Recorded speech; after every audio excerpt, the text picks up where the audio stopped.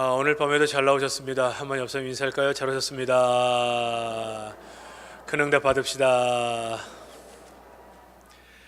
오늘 봉독해드린 말씀을 통해 오늘 심은 것이 우리의 미래가 됩니다. 오늘 심은 것이 우리의 미래가 됩니다 라는 제목으로 말씀의 은혜 나누겠습니다. 아니 땐 굴뚝에 연기 나랴라는 속담이 있습니다. 무엇인가 원인이 있기 때문에 지금의 결과가 있다는 것이죠. 삶은 늘 정직합니다. 내가 하지 아니한 일이 나타나는 법이 별로 없습니다. 늘 원인이 있기 때문에 결과가 있는 것입니다. 심는 것이 열매로 맺혀진다는 것이죠. 어떤 분은 말하기를 나는 물만 먹어도 살이 찐다, 그런 분들이 있습니다. 그런데 여러분, 확실한 진리 중에 하나는 물만 먹어서는 살이 찌지 않습니다. 잘 살펴보면 물 말고 다른 걸 먹고 있습니다. 밥은 많이 안 먹는데 반찬을 많이 먹던지, 밥과 반찬을 많이 먹지 않는데 과자를 많이 먹던지, 간식을 많이 먹던지, 무슨 이유가 있습니다. 먹는 건 작을지 모르지만 전혀 움직이지 않기 때문에 살이 찌는 거죠. 심은 대로 거두는 것입니다. 우리는 인생을 살아가면서 이 정직한 원리를 겸허히 받아들여야 하는 것입니다. 우리 인생은 과거에 내가 심은 것에 대한 결과로 지금 나의 모습이 있는 것입니다. 지금의 나의 모습을 운이 없어서 시대를 잘못하고 나서 이렇게 생각하면 내 인생에 어떤 변화도 가져올 수가 없습니다. 내가 과거에 심었던 것들이 지금의 이런 열매가 나서 현재의 나의 모습을 갖게 됐다라고 생각하게 될 때 지금 내가 뭘 심어야 되는가를 심각하게 고민하게 되는 거죠. 지금 우리가 뭘 심느냐에 따라서 우리의 미래가 결정되는 겁니다.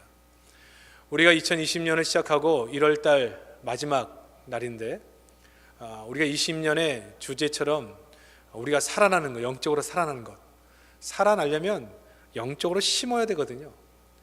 영적으로 심는 것은 반드시 열매로 맺혀지게 돼 있어요. 여러분, 다니엘 세례기도를 완주했다, 심은 거잖아요. 반드시 열매가 있어요. 반드시. 여러분, 이 금요기도회를 사모함으로 늘 참여해서 기도하고 찬양하고 말씀 듣는 삶을 꾸준히 살아가면 이것이 반드시 우리의 미래에 맺게 하시는 열매가 있다는 것입니다. 그러므로 사랑하는 성도 여러분, 좋은 것을 심으시기를 주의 이름으로 축복합니다. 영적인 것에 좋은 것들을 많이 심으시기를 주의 이름으로 축복합니다.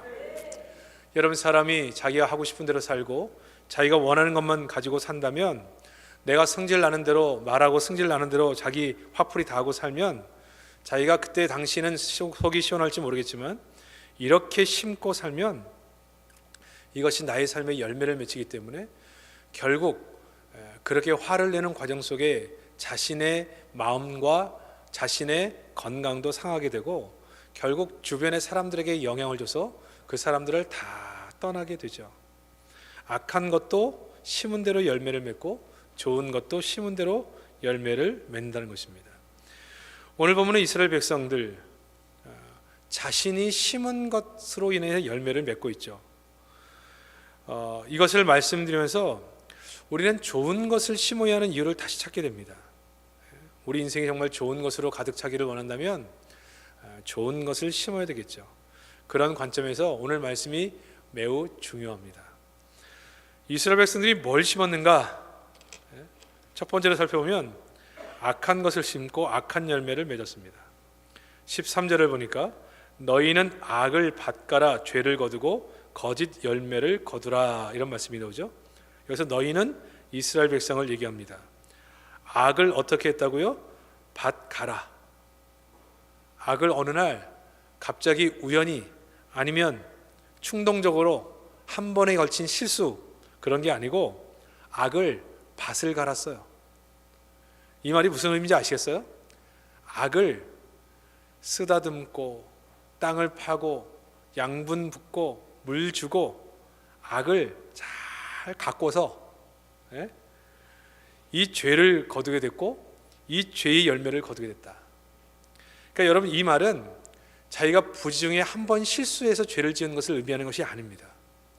이 죄를 가까이 하고 이 죄를 사모하고 잘 가꾼 거예요. 이스라엘 백성이 그렇게 했다는 거예요. 그래서 이 이스라엘 백성들은 거짓 열매를 거두고 있다는 것입니다. 왜? 악을 밭갈기 때문에. 악이 있는 것도 문제인데 이 악을 밭간다, 악을 잘 가꿔서 악의 열매를 맺는다, 그런 의미죠. 죄가 있는 것, 죄를 짓는 것도 문제지만 죄를 체계화하고 악을 구체화하고 있는 것, 다른 말로 표현하면 이러한 것이 삶의 습관이 되고 습성이 된 것, 이것에 대한 얘기를 하고 있는 것입니다. 좋지 않은 것을 심고 좋지 않은 것을 거두는 것에 익숙해져 있다는 거죠. 왜 이렇게 익숙해졌을까요? 오랫동안 죄에 노출되어 있고 자신의 죄를 발견할 수 있는 기회가 없었고 늘 자기랑 비슷한 사람끼리만 어울리기 때문에 자기의 죄에 대해서 심각하게 생각할 기회조차도 갖지를 못한 것입니다. 다른 사람은 다 문제가 있고 잘못했다고 생각하는데 자기 자신은 문제가 있다고 생각하지 않는 거예요. 왜? 비슷한 사람끼리 어울리니까. 자기들에게 그런 얘기를 해줄 수 있는 사람이 없는 거예요. 하나님 말씀을 가까이 함으로 말씀을 듣는 것도 아니고, 기도 생활을 함으로 성령께서 말씀하시고 깨닫게 하시는 걸 듣는 것도 아니고, 믿음의 성숙한 사람들을 통해 얘기를 듣는 것도 아니기 때문에 늘 자신 안에 있는 악, 자신에게 있는 죄, 자신에게 있는 문제를 발견하지를 못하고 산 것이고, 그렇게 살면서 잘못된 줄을 모르고 살다가 보니까 자연스럽게 익숙하게 됐고 그게 습관이 돼서 오랜 세월을 지나왔다는 것입니다. 얼마나 오래됐느냐? 9절 보세요. 이스라엘아, 내가 기브와 사람으로부터 번제하였더니 지금까지 죄를 짓는구나. 이후에 이 기간이 얼마나 되냐를 살펴보면 아시겠지만 약 600년 동안 이렇게 살았습니다. 600년 동안 죄를 사모하고 밭을 갈아가지고 거름 주고 물 주고 아주 잘 가꿔서 이 죄에 대한 열매를 먹으며 살았다는 거예요. 어떤 죄? 기브아의 죄가 어떤 죄입니까? 기브아 시대는 사사 시대였죠. 베냐민 지파에 속한 기브아에서 제사장이 첩을 뒀어요. 제사장이 첩을 뒀다. 여러분 이해가 됩니까? 제사장, 지금으로 말하면 목사가 첩을 뒀어요. 첩을. 여러분 그렇게 하면 그럴 수도 있지 뭐 그렇게 생각하십니까? 있을 수 없는 일이 있을 수 없는 일이다. 제사장이 첩을 뒀어. 근데 그 첩이 집단 강간을 당한 사건이 발생해요. 그러니까 여러분 이 사사 시대의 이 죄를 가만히 생각해 보면 아주 죄의 끝판왕입니다. 이 죄를 보면 모든 죄가 이 안에 다 들어 있죠. 제사장이 첩을 든 것도 문제인데 그 첩을 집단 강간하는 사건이 일어났습니다. 이 사회적 큰 문제죠. 그 제사장이 분을 이기지 못하고 자기 첩에 죽은 시체를 12토막으로 잘라서 12지파에게 우송을 합니다. 왜 우송했을까요? 이 원통함, 분함을 풀어달라. 그 결과 12지파가 난리가 났죠. 기브아에 속한 베냐민에게 기브아를 징계할 것을 요구했습니다. 근데 이 베냐민 지파는 그것을 거절하죠. 회개하기를 거절했습니다. 그러므로 동족 상잔의 비극이 일어납니다. 베냐민 남자 600명만을 남기고, 왜? 베냐민 지파를 완전히 없앨 수는 없으니까 모조리 살육시켰어요. 그러니까 얼마나 많은 사람이 죽었겠습니까? 600명 남기고 다 죽였어요. 다 죽였어. 제사장이 첩을 얻은 것도 문제인데 집단 간간이라는 범죄를 저지른 것은 더 큰 문제. 이 문제를 시체를 12등분으로 나누어 보낸 것 더 큰 문제. 근데 이 죄를 회개하기를 거부한 죄. 그리고 이들을 심판한다고 남자들의 대부분을 죽인 죄. 야, 이건 뭐 사회가 이 정도 되면 다 끝난 거 아닙니까? 오늘 본문이 BC 700년 사건이니까 기브아 사건은 BC 1300년의 사건이거든요. 약 600년 동안 이렇게 죄 가운데 살았습니다. 지도자들이 첩을 두고 사는 것이 그렇게 부끄러운 일이 아닌 문화. 근데 그냥 지도자도 아니고 종교 지도자들이 첩을 두고 사는 것이 그렇게 부끄러운 일이 아닌 것처럼 느끼는 그런 삶을 살았고, 그 사람을 집단 강간한 사건이 자주 일어난 거죠. 근데 속이 상하다고 사람을 토막내서 분을 이기지 못하고 도와달라고 얘기하고, 자신이 잘못한 걸, 자기의 속한 공동체에 잘못한 것을 알면서도 회개하지 않는 시대였고, 그래서 그들을 모조리 싸잡아서 죽이고 학살하는 시대였. 이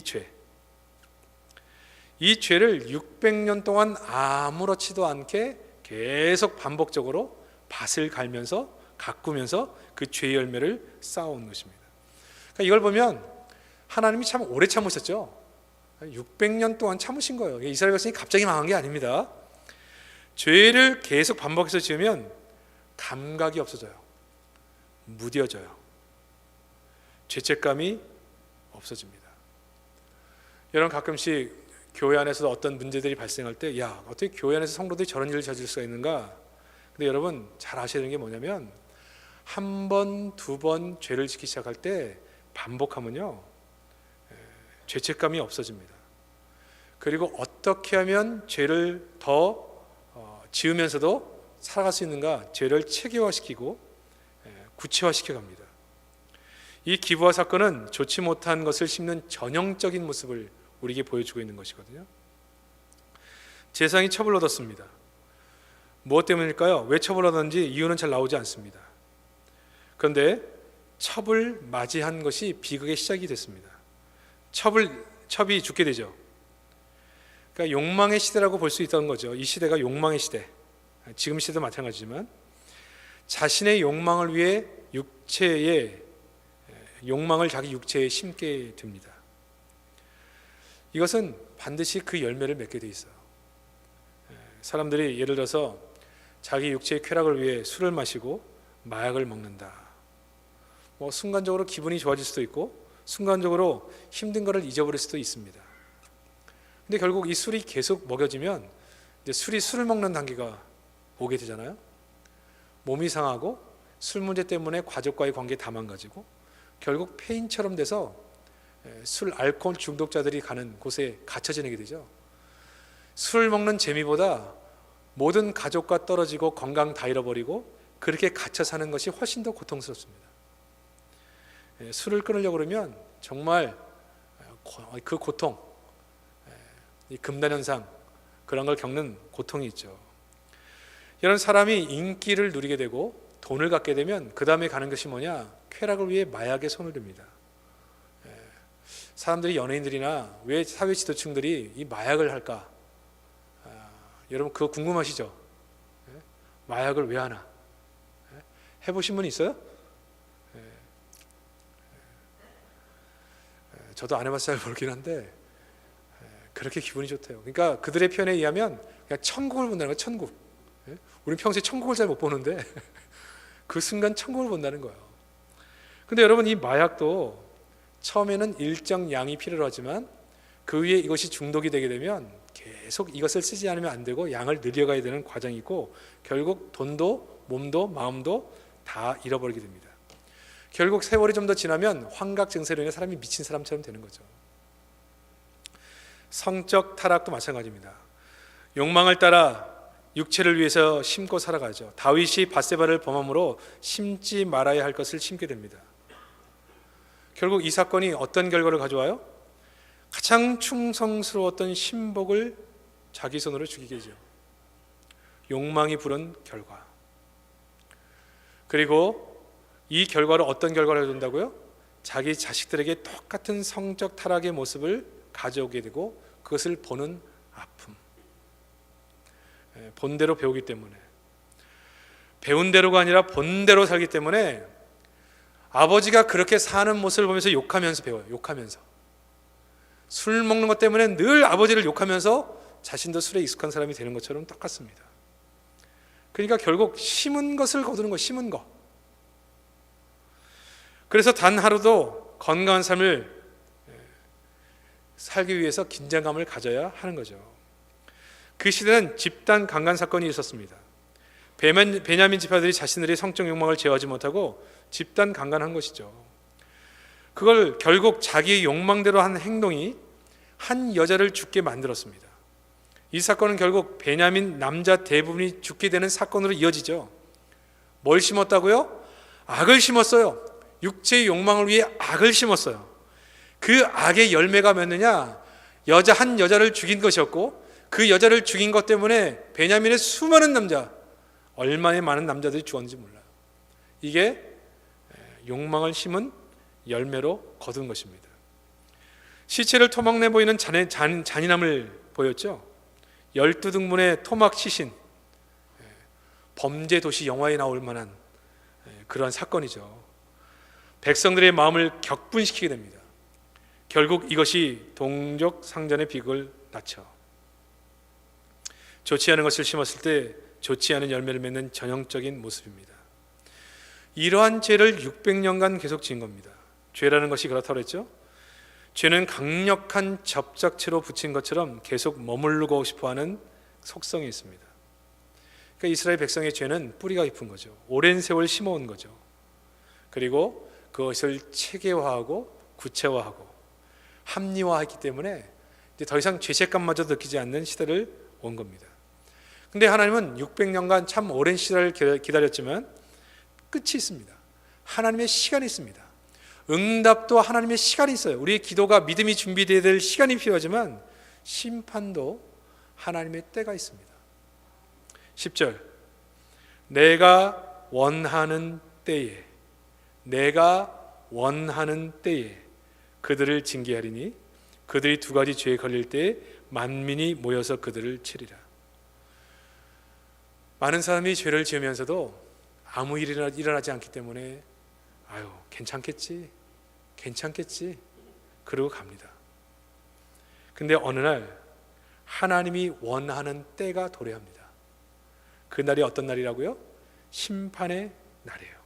심판의 날. 그때 만민이 모여서 그들을 치리라. 연합 공격, 만민의 열방들이 그들을 공격하여 전쟁이 일어날 것이다. 그 얘기죠. 하나님은 호세아서를 통해서 누누이 말씀드리지만 기다려요. 600년 기다렸어요. 600년 기다렸으면 기다릴 만큼 기다린 거 아닙니까? 끊임없이 선지자들 통해 말씀했어요. 돌아오라고. 끊임없이 하나님이 거친 들로 데려와서 설득했어요. 이렇게 살면 안 된다. 우리 하나님께서는 늘 성령께서 우리에게 양심을 주셔서 우리 가슴속에 내가 이렇게 하면 안 되는데, 이렇게 살면 안 되는데, 내가 하나님께로 돌아가야 되는데, 말씀 중심의 예배 중심의 하나님을 만나는 삶을 살아야 되는데 이런 마음을 주세요. 그런 마음조차 없다면 우리는 하나님의 사람 아니죠.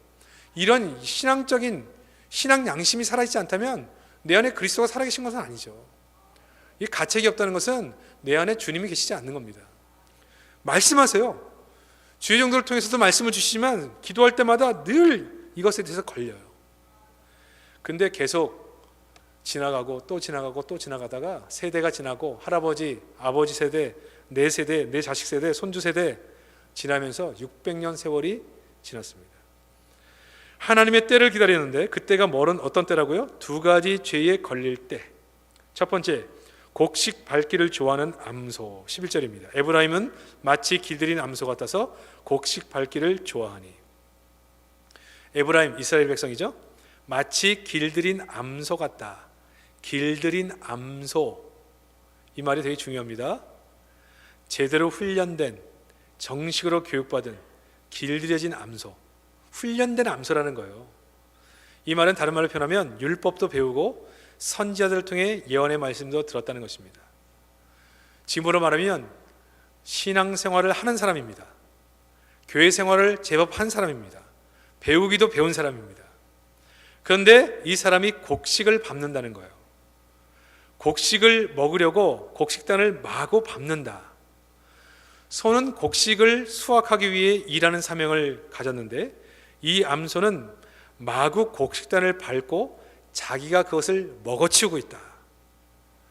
더 쉬운 얘기로 하면 하나님을 높이고 사람을 섬기라고 불러주셨는데 본인의 인생, 본인의 삶을 위해서 살아가는 모습. 그러니까 이게 무슨 얘기냐? 하나님이 주인됨으로 하나님을 높이고 사람을 세우는 사명으로 우리를 부르셨는데 자기를 위해 사는 거예요. 자기 욕망을 위해 사는 거예요. 이 기브아 사건이 그런 사건이거든요. 자기 욕망을 따라 첩을 얻습니다. 자기 욕망을 따라 집단 강간합니다. 그 분을 참지 못하고 12투방을 내서 보냅니다. 그걸 통해서 분이 일어나서 난리를 칩니다. 근데 회개치 않습니다. 다시 남자들 다 죽입니다. 욕망이 주인된 삶이죠. 성령이 이끄시는 인생이 아니라 욕망이 이끄는 인생. 이렇게 살아가는 인생에 대한 것을 지적하는 거예요. 우리가 이 땅을 살아가면서 하나님을 높이라고 우리를 불러주셨는데 하나님을 높이지 않고 살아가요. 사람을 사랑하라고 우리를 불러주셨는데 사랑하지 않아요. 섬기지 않아요. 자기를 위해 사는 거예요. 욕망을 위해 사는 거예요. 이 모습을 보면서 이게 하나님이 심판을 할 때라 그렇게 결정을 한 것입니다. 사랑하는 성도 여러분, 우리의 인생이 욕망이 이끄는 인생이 아니라 정말 성령이 이끄시는 그런 인생이 되시기를 주의 이름으로 축복합니다. 여러분의 삶 속에 말씀이 들리고 이 말씀에 양심이 요동친다고 하면 여러분 하나님께 감사하셔야 됩니다. 아직 내가 살아있는 겁니다. 기도할 때 성령께서 내 두 눈에 눈물을 쏟아주시고 하나님 내가 너무나 잘못 살고 있습니다. 나를 불쌍히 여겨 주옵소서. 하나님을 사랑하고 사람 섬기라고 우리를 불러주셨는데 저희들은 그렇게 살지 못하고 내 중심, 나 중심, 내 욕망 중심의 삶을 살아가고 있습니다. 하나님 우리를 불쌍히 여겨 주옵소서. 이런 성령의 역사심, 성령이 말씀하심, 그런 양심을 두드리심이 우리 가운데 있다 하면 감사하셔야 돼요. 사랑하는 성도 여러분, 정말 성령이 우리 마음을 사로잡아서 우리를 살게 하시는 은혜가 있기를 주의 이름으로 축복합니다. 두 번째 죄가 뭐라고요? 자기를 의지하기 위해 자신에게 심는 겁니다. 13절, 너희는 밭을 갈아 죄를 거두고 거짓 열매를 먹었나니 이는 내가 내 길과 내 용사의 많음을 의뢰하였습니다. 신앙은 하나님 의지하는 것을 배우는 것입니다. 그런데 하나님을 의지하지 않고 자신을 의지하고 사람을 의지하는 것이 문제죠. 자신의 길과 자신의 용사의 많음을 의뢰했다. 여러분 참 이게 재밌는 말이에요. 여러분 정말 우리 통장에 돈이 한 10억 정도 있다. 10억 하면 우리가 성도들이 놀라지 않기 때문에 한 50억 있다. 50억 정도 있으면요, 사실은 정말 간절한 마음으로 하나님께 의지하려는 마음이 사실 생기지 않습니다. 그러니까 여러분, 하나님을 의지한다고 말하지만 내 통장에 나의 돈, 이 돈이면 내 평생 먹고 사는 길에 우리 자식들 좀 길을 열어주는 일에 부족함이 없는 거예요. 그러니까 그것을 자꾸 의지하게 돼요. 그러니까 내 통장 잔고가 비어있는 것이 불안하고 하나님이 옆에 계신 것이 의지가 되지를 않는 거죠. 자기 계획, 자기 생각, 자신이 가진 것을 중요하게 생각하고 이것을 위해 부지런히 심는 인생을 사는 것입니다. 그러니까 자기가 의뢰할 것을 위해서 준비하는 삶에 모든 것을 쏟아붓는 거예요. 자기를 위한 시간에 투자하는 겁니다. 시간은 항상 선택기로 있습니다. 하나님을 위해 드려야 할 시간, 내 자신을 위한 시간. 근데 이 두 개가 겹칠 때가 문제잖아요. 이때 자기 자신을 위해 시간을 우선적으로 쓰는 겁니다. 그러니까 하나님께 드려야 될 시간, 예배의 시간일 수도 있습니다. 제가 누누이 말씀드리지만 이 금요기도에 오시는 것은 사실 쉬운 결단은 아니에요. 제일 피곤할 때이기 때문에. 근데 하나님을 만나야 내가 산다 라는 마음으로 이 예배의 시간, 기도의 시간을 지키는 사람, 제가 우리 마을장 모임 바로 들어오기 직전에 마을장 모임을 잠깐 했는데 제가 그런 말씀 나눴거든요. 여러분, 정말 내 자신을 위해서 시간을 쓰는 것도 마찬가지예요. 여러분 잘 아시겠지만 새벽 기도를 매일 하시는 분들은요, 이 새벽 기도의 시간만 왔으면 정말 육체로 편안할 것 같아요. 그런 생각 아마 가지신 분들이 있을 겁니다.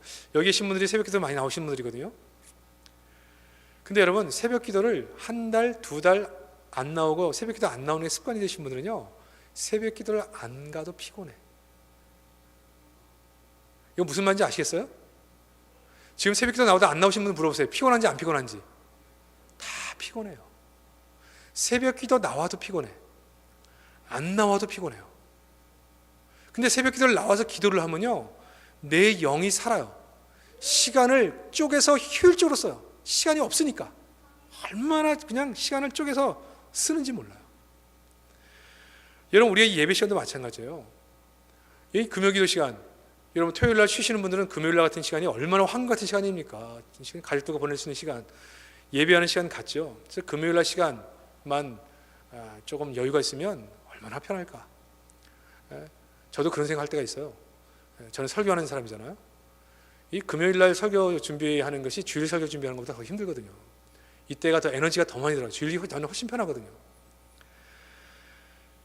그래서 여러 사람들이 잘 모이지 않기 때문에 금요일 날 없애는 분들도 많은데, 이 금요일에 이 금요기대가 없어도요 여전히 피곤해요. 여전히 한번 해보세요. 여전히 피곤해요. 다니엘 씨의 세기록기도에 나와도 피곤하고 안 나와도 피곤해. 근데 나오면 살아. 그러니까 우리는 하나님을 선택하는 거예요. 근데 이거를 계속 자기를 위해서 시간을 결정해 쓰거든요. 근데 결국 어떻게 되냐? 자기 영혼이 죽어가요. 영권을 잃어가요. 어떤 분이 그런 얘기 하시더라고요. 평생을 우리 노예 안에 있는 한 원로 목사님의 얘기입니다. 몸이 약해서 새벽 기도를 안 나오시게 됐대요. 그 이해할 수 있잖아요. 몸이 약하니까. 근데 어느 순간 그렇게 생활한 지 한 1년이 가까이 되고 나서부터 영적인 힘을 다 상실하게 됐다는 거예요. 영적 힘을. 지도자가 영적 힘을 상실하게 됐다. 그건 더 이상 기도해야 할 것이 없다는 거예요. 그러니까 여러분, 평생 자신을 위해서 계속 자신을 위해서 투자하고 시간을 투자하다 보면 결국 이러한 결과를 가져온다는 거죠. 저는 물질도 마찬가지라고 생각해요. 여러분, 헌금을 드리면서 하나님을 위해 물질을 써도 모질라고요. 헌금 하나도 안 드리고 살아도 여전히 모질랍니다. 제가 이게 무슨 말 하는지 잘 이해를 못 하시는 분들은 이게 헌금 생활 안 해보신 분들이에요. 헌금 생활에도 좀 부족한 것이 느껴져요. 헌금 생활 안 해도 부족해요. 근데 실제로 살아보면요, 헌금 생활을 하면서 믿음으로 물질을 사용해도 하나님께서 허락하시는 은혜가 있습니다. 근데 여러분, 인생을 살면서 우리가 주를 위해서 심지 못하고 늘 자기 자신을 위해 심으며 살았다. 그럼 이제 이후에는 기대할 것이 없는 거죠. 우리는 물질을 하늘에 심었기 때문에 이후에 기대할 것이 있어요. 지난번에 간증 한 분의 얘기를 들었지만, 부모가 자식에게 마지막 유언을 할 때 우리 부모가 너에게 남겨줄 물질은 많지 없지만 하늘에 이미 많은 하늘 창고에 심어놨으니까 너희들이 인생을 살다가 어렵고 힘들 때마다 우리 아버지 어머니가 하늘에 쌓아둔 그 물질 우리에게 좀 허락해 주세요. 그렇게 기도하며 하나님께 받아 써라. 이미 하나님께 다 하늘에 쌓아뒀다. 하늘에 쌓은 것이 있는 거죠. 그러나 평생을 자신을 위해서만 물질을 사용하며 인생을 살아온 그런 인생이 있다는 거죠. 사람을 위해, 사랑을 위해 자신의 시간 재정을 쓰지 않고 사람 사랑하는 일을 위해, 섬기는 일을 위해 쓰지 않았다. 여러분, 리더로 사람을 섬긴다는 것은 굉장히 어려운 일입니다. 여러분, 저는 정말 지도자의 마음을 이해하시고 싶으시면 사람 섬겨보셔야 돼요. 사람 섬겨보셔야 돼요. 여러분이 사랑장으로 사랑방 하나를 잘 섬기려고 한번 애써보세요. 이게 보통 근심이 많지 않고 얼마나 힘든지 몰라요. 한 사람을 영적으로 세우고 한 사람을 믿음의 사람으로 세워간다는 것이 얼마나 많은 에너지가 들어가고 얼마나 많이 속상하고 얼마나 잠 못 이는 밤이 있고, 이거 안 해보신 분은 몰라요. 그래서 교회 일꾼 다음에 리더가 돼야 되는 거예요. 교회에서 봉사일을 한 다음에 반드시 사람 섬기는 사람이 돼보셔야 돼요. 전도에서 사람을 섬겨보든지 사랑방에서 사람을 섬겨보든지, 그래야 리더의 마음을 알아요. 한 사람을 섬겨가는 것이 얼마나 이게 힘든 일인지를 알고 그분들을 위해 기도하며 세우는 것이 얼마나 힘든 것인지를 알아요. 그리고 여러분, 교회 안에서 우리 마을장이나 사랑장 권찰들에게 정말 기도하시고 따뜻하게 말 한마디라도 잘해주세요. 이 거친 말, 여러분 하고 싶다고 아무 말이나 막 하시면 안 됩니다. 그분들도 사람이기 때문에 상처를 받아요. 여러분, 정말 이게 쉽지 않은 일이에요. 늘 격려하고 기도해 주셔야 돼요. 그래서 여러분, 사람 섬기는 일을 잘 하려고 하지 않아요. 봉사나 하겠다, 물질로 하는 거 내가 하겠다. 그러나 사랑방에서 사람 섬기는 거, 교사, 생각만 해도 피곤하거든. 이게 해본 사람 다 알거든. 근데 여러분, 사람을 섬겨본 분은요, 남들이 알지 못하는 기쁨이 있습니다. 사람이 변해가는 것을 보는 기쁨, 그 은혜가 있어요. 은혜. 근데 일평생 사람을 섬겨보지 않은 사람, 사랑해보지 않은 사람들은 나이가 들어가면 들어갈수록 정말 주변에 아무도 없습니다. 내가 낳은 영적 자녀도 없습니다. 사랑하는 사람도 없습니다. 이스라엘의 이 두 가지 잘못된 것을 바라보면서 너희가 의지하던 그 모든 것이 무너질 것이다, 그렇게 말하는 거예요. 막강한 너희가 의지하는 왕도 무너지고 의지하던 어미와 자식도 함께 망할 것이다, 그렇게 말하고 있는 것입니다. 우리가 심은 것은 반드시 열매로 맺혀지게 되는데, 사랑하는 성도 여러분, 안 좋은 것을 심고 안 좋은 것을 얻는, 열매로 얻는 그런 모든 삶을 중단하시고 좋은 것을 심으시기로 결정하는 이 밤 되시기를 주의 이름으로 축복합니다. 오늘 본문은 좋은 것을 심으라고 하죠. 그 좋은 것이 뭐냐? 12절입니다. 너희가 자기를 위하여 공의를 심고 인애를 거두라. 공의를 심고 인애를 거두라. 심고 거두라는 거예요. 명령형입니다. 명령, 공의.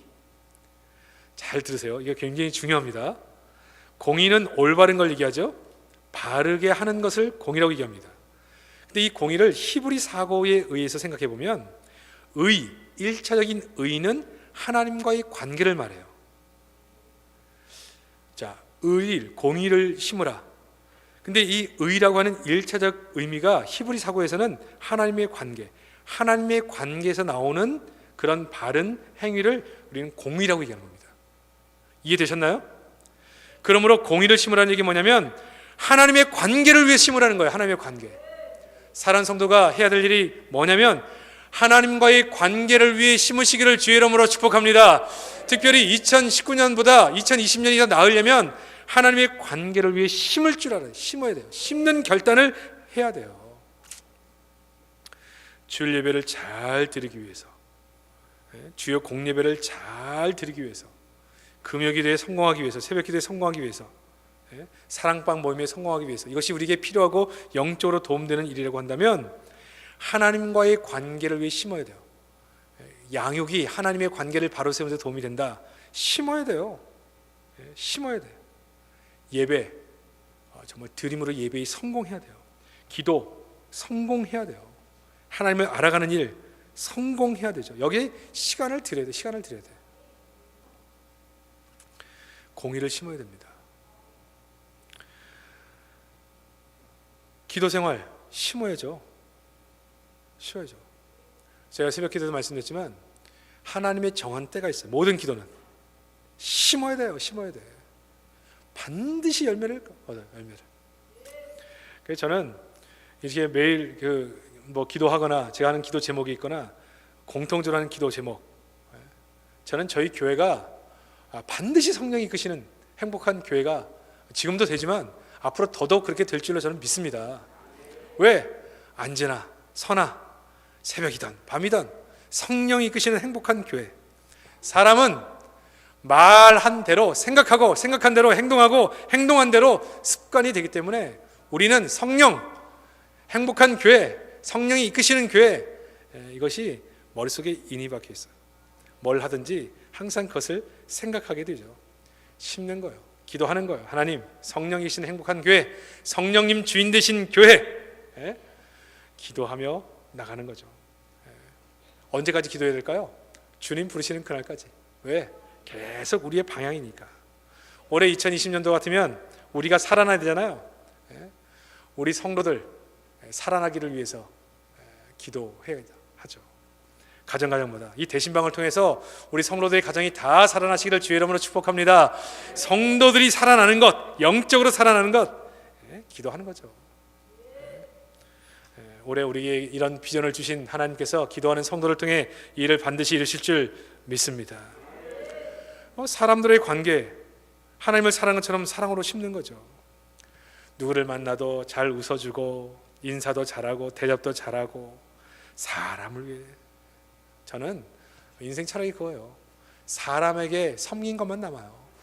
저는 그래서 어떤 기회가 있다, 그럼 무조건 나에게 주신 섬길 기회라고 생각해요. 섬길 기회. 그래서 제가 여러분에게 간증한 대로 그래서 저는 어디를 가든지 누구를 보잖아요. 누구를 봤는데 뭐 다른 교회 아시는 분이다. 그러면 제가 제 음식값 계산할 때 같이 계산해줘요. 그리고 그냥 와요. 그 사람 내가 누가 계산했는지도 몰라. 하나님이 내게 주신 기회예요. 기회. 섬길 기회. 여러분, 이 섬긴 게 공짜 없습니다. 우리는 하늘에 다 쌓은 거예요. 저는 제가 식당에 가서 식사를 하다가 뭐 성도들이 절 대접하는 경우도 있거든요. 그 나오는데 타교에 은퇴하신 원로 목사님이나 은퇴하신 목사님들이 가족과 식사를 하시더라고요. 그럼 제가 다시 들어가서 다시 계산해드리고 나와요. 그분 날 모르죠. 근데 하나님은 아시죠. 기회가 있을 때마다 섬겨요. 누가 우리 교회를 찾아온다, 손님이 온다, 그냥 돌려보지는 않습니다. 섬겨요. 섬겨드려요. 그러니까 어디를 가든지 저를 위해서 기도하겠죠. 우리가 얼마 작은 것을 섬기고 평생 나를 위해 기도해 주시는 분들이 계신다. 뭐 너무 감사한 거죠. 근데 이런 섬기는 것도 사실은 믿음의 선배들을 보고 배운 거죠. 제가 어느 교회를 섬길 때도 제가 어디서 식사를 하고 나면 누군가가 와서 계산을 했다는 거예요. 근데 누군지를 몰라. 그래서 제가 배웠죠. 야, 사람을 섬기는 게 이런 거구나. 자기가 누군지도 밝히지 않고 누군가가 섬길 기회를 가지고 섬기고 가는 거. 아, 이렇게 섬기는 거구나. 제가 그걸 배우고 나서 그렇게 섬기는 거죠. 사랑하는 성도 여러분, 할 수만 있다면 많이 섬기세요. 부모님 살아계시면 많이 섬기세요. 제가 늘 말씀드리지만 그때 좀 할 걸. 그게 뭔데 그거 하나 못 해줬어. 그것 때문에 서러워하지 마시고 하고 싶은 대로 섬기세요. 애들이 있을 때 품 안에서 떠나기 전까지 많이 사랑해 주세요. 심으세요. 심는 겁니다. 사람을 위해서. 우리 교회 안에서도 섬길 기회가 있으면 사람들을 섬기고 기도해주고 사랑으로 섬겨서 그들이 세워지는 것을 보는 거죠. 두 번째, 인애를 심으라 그랬죠. 인애. 조건 없는 사랑을 심으라. 좋은 것을 심으라. 이렇게 하나님의 관계를 위해 심고 사람들을 사랑함으로 심고 이렇게 심은 것은요, 결국 아름다운 열매로 맺혀집니다. 여러분, 많이 섬기며 살다 보면요, 어디를 가든지 내가 가는 것을 좋아하고 환영해줘요. 왜? 사랑을 받은 적이 있으니까. 섬김을 받은 적이 있으니까. 여러분, 나이가 들어가면 들어갈수록 이게 행복 아닙니까? 어딜 갔는데 아유, 저 인간 왜 왔나, 눈치도 없이 여기 왜 왔나, 이런 거 말고 정말 만나고 싶었는데, 보고 싶었는데, 한번 섬기고 싶었는데 이렇게 와주셔서 너무 영광입니다. 너무 감사합니다. 우리 노년이 이런 인생이 된다는 것이 얼마나 큰 축복이에요. 근데 여러분, 그런 인생을 사시는 성도들이 많이 계시거든요. 적어도 심은 것이 있는 분들이에요. 늘 성도를 위해 눈물로 기도하고 어려울 때 찾아보고 늘 돌아봐주고, 지금도 많은 성도들이 얘기하시는 분들이 있어요. 제가 공개적으로 말씀은 안 드리겠지만 그분들이 참 어려울 때 이렇게 저희를 도와줬습니다. 기도해 주셨습니다. 찾아와 주셨습니다. 섬겨주셨습니다. 그 사랑장, 그 마을장, 저희들을 이렇게까지 하셨습니다. 저는 잊을 수가 없습니다.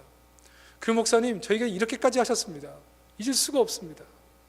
한 번만 뵐 수만 있다면 섬기고 싶은데 만나 뵐 수가 없네요. 여러분, 이것이 인생의 가장 큰 영광입니다. 영광. 우리 노년에 물질도 다 놓고 가고 우리의 생명, 우리 자녀, 우리의 집 다 놓고 가지만 마지막 우리의 장례식장에서 이분은 이런 분이셨습니다. 우리를 이렇게 사랑했던 분입니다. 모인분이 이구동성으로 이렇게 얘기하는 이것만큼 영광이 어디 있어요? 이 영광 정말 너무 감사하지 않습니까? 심은 게 너무 많은 거예요. 교회를 볼 때마다 그분이 이 교회를 위해 이렇게 헌신했던 분이십니다. 이렇게 사랑했던 분입니다.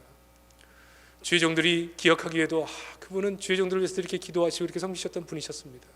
교회의 사역을 위해 이렇게 많이 섬기셨던 분이셨습니다. 성도들은 이구동성으로 우리를 이렇게 사랑해 주셨던 분입니다. 장례식이 눈물로 그분을 애도하지만 그분이 행하셨던 그 사랑, 그 공의, 그리고 그 인애, 그것으로 인해 아름다운 열매가 맺혀지고 그 사랑 때문에 자랐던 수많은 성도들이 눈물을 흘리지만 그분의 마지막 가는 길에 그분에게 모든 걸어왔던 인생에 대해서 감사해야 하는 그 삶, 이게 좋은 것을 심은 인생들이에요. 사랑하는 성도 여러분, 오늘 우리가 좋은 것을 심을 때 우리의 믿음의 미래의 아름다운 열매가 맺힐 줄 믿습니다. 그래서 하나님의 관계를 위해 심으시고 사람들을 위해서 심으세요.